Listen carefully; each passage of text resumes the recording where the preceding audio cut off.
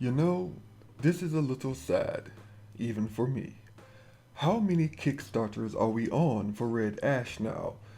This is the third one, I believe, and given how fast they are being put out, we will be on the 15th Red Ash Kickstarter by December. And look, it's not like I don't understand.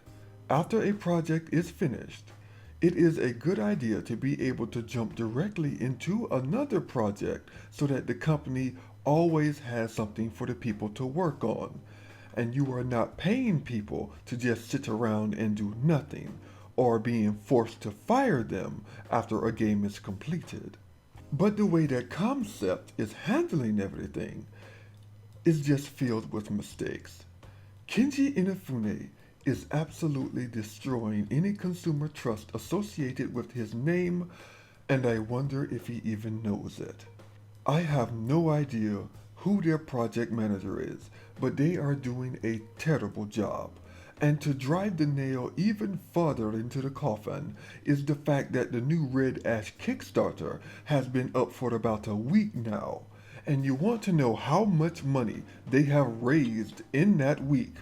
Well, it is a whopping $28. 28 whole dollars. That's barely enough for me to spend a few minutes at the bar. And this Kickstarter or fundraiser is the continuation of a Kickstarter that was previously successful. And the thing that kills me the most is that all of this would have been fine if everything didn't just seem like a money grab. Let Mighty Number 9 release, and if that game is even half as good as the old regular Mega Man games, then people will be happy and cheer. Then maybe after about a month, make a video saying, "Hey guys, I'm so happy that everyone is enjoying Mighty Number 9. But in about a month from now, we are going to have a surprise for all of you, so stay tuned." Then, after about a month later, announce Red Ash as the successor to Mega Man Legends, saying that with the success of Mighty Number 9, we are able to start working on Red Ash. And if Mighty Number 9 was a good game, people would probably throw their money at you. Instead, people feel like they are just being fucked over. Look, let's take a look at a company that is for the most part doing it right.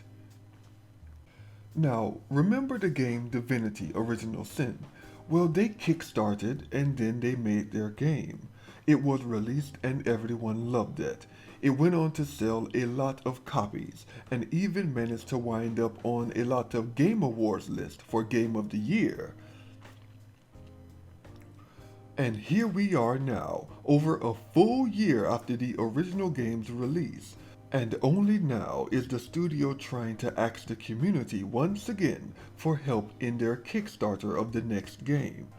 And for those of you who are wondering why they need Kickstarter to fund the second game when the first game was so successful, well, that is because unlike a lot of other super Kickstarter games out there that asked for millions of dollars, Divinity originally asked for around 400,000 as an investment to prove to a publisher that people were interested in the game. And the publisher would give them a few million in investment capital to make the game, maybe even 3 or 4 million. Now keep in mind that the average big game can run into 20 to $100 million to make. And so after the game had sold, that could mean that the publisher was going to take between 70 and 80% of the profit, leaving the developers of the project just a little bit ahead of where they started from. And to those of you who are saying that that is messed up, then congratulations. Welcome to Business 101. At the end of the day, it's about how much money the company can make, not the developers. Now, the people who are really lucky are the ones who make games out of their garage with no backing and it just magically takes off because then all the money goes to them, like Minecraft or the people who made Terraria. For everyone else, though, it's going to be an uphill battle. So, if that's the case, you might wonder, well, why even try? Well, that's because passion. Passion is something you never get rid of. Despite a lot of terrible contracts and scenarios, the people who make games are really passionate about the medium, and passions don't really need an excuse. They just are. Okay, well, I managed to talk more about something that I didn't really need to talk about, and I'm sure that most people don't care about. And then I managed to get derailed from talking about Kickstarter projects to why groups try to kickstart in the first place. The story of my life, never being able to focus on just one thing. I guess I'm like Kenji Inafune. Oh well, I'm done. And remember, if you're willing to listen, then I'm willing to express my What the hell was that?